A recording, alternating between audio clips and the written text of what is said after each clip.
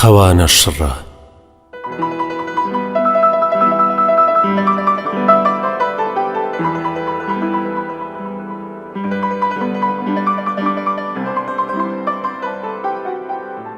گەڵاڵە 26/6/1968.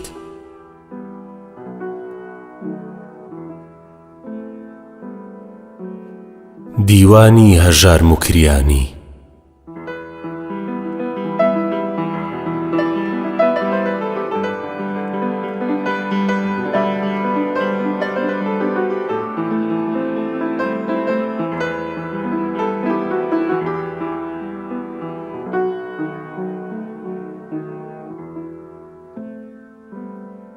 بوو بە 1400 ساڵ لەگەڵ عارەب بووینێک ماڵ. خێوی قیبلە و کیتابێکین وەک دەڵێن بەرە بابێکین. بەڵام ئەو برای ئیسلامم ئەو کاکە نێرە زەلامم هەرچی هەم بوو بردی بۆ خۆ منی کوشت بە هەرزن و جۆ. بە فەرموودەی ئەو لە ژینە هاوبەشین لە شای و شینە. شین بۆ من و شایی بۆ ئەو من ئەبێ لەڕ بم ئەو قەڵەو. ئەگەر داوای نان و ئاو کەم ئارەزووی بەرگ و پێڵاو کەم بڵێم برای هاودینەکەم هاوڕێگەی لە مێژینەکەم.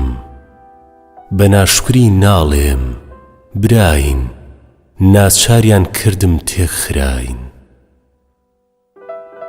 لە ڕێگەی خوا و قورئانەکەت خێری دین و ئیمانەکەت سەدیەکێ لە داهاتەکەم چۆڕێک شیری وڵساتەکەم.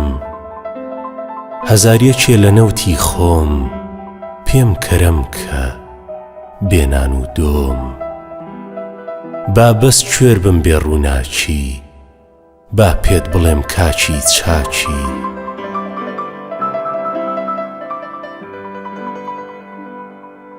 ئەڵێ ئەی لە دین وەرگەڕاو کورد و بەرگ و نان و پێڵاو وا دیارە بوویتە شعوبی ئەبێ لە ڕێگە دەرچووبی.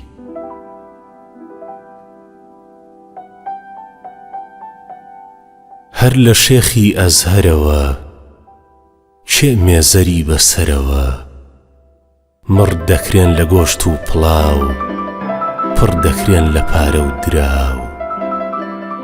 وەها تیژ دەبن سەر دەکەن فتوای کافریم دەردەکەن. پاش فتوا لەم کوردستانە فڕۆکە و بۆمبا بارانە.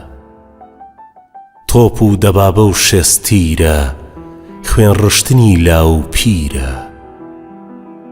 کوشتنی ژن و منداڵە بژی ومان هەر خوێنی ئاڵە. مزگەوتەکەم دەڕووخێنن قورئانەکەم دەسووتێنن.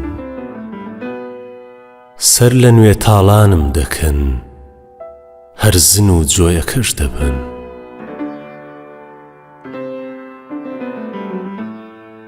ناچارم مەکەن بێمە دەنگ پەلامار بەرم بۆ تفەنگ.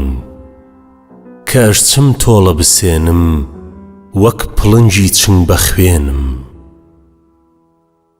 دوژمن خۆ ناگرێ لەبەرم خوێنیان ڕادەماڵێ تەرم. ئەبێتە قیرقیڕی یابە کەزانی دەرنابە. ئەم جارەش وەک چەند هەزار جار قەوانە شڕە خاتە کار.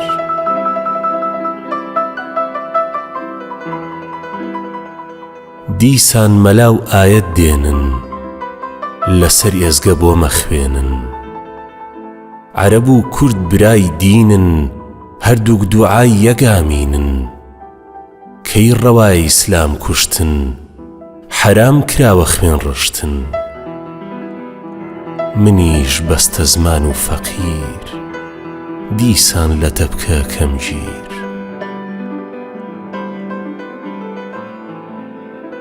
بەدوو درۆ دەم خافڵێنن هەتا دەرفەت وەدەستێنن دیسان ئەو زوڕناو ئەو پیکە دیسان هەمان فاک و فیکە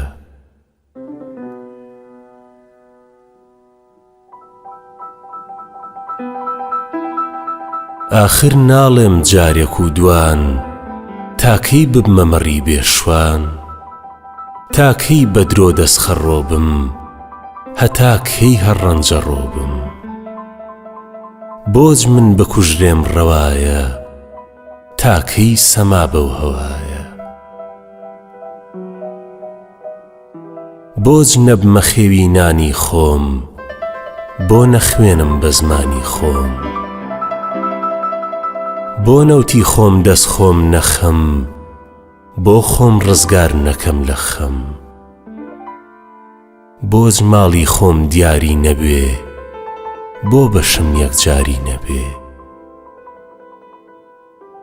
من چم هەیە با لەلام بێ عارەب بڕوا و هەر ئیسلام بێ لە خاکم دەرچێ و لە ڕێدا خەوانە شڕی خۆی لێدا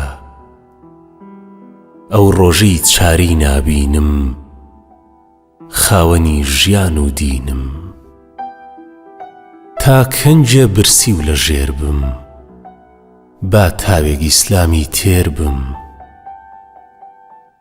ئەگەر کوردیش ببن بە پیاو وەک گەلانی خودا پێداو هیچ زیانی بۆ پەز نابێ قەت لە لای خوا ناحەز نابێ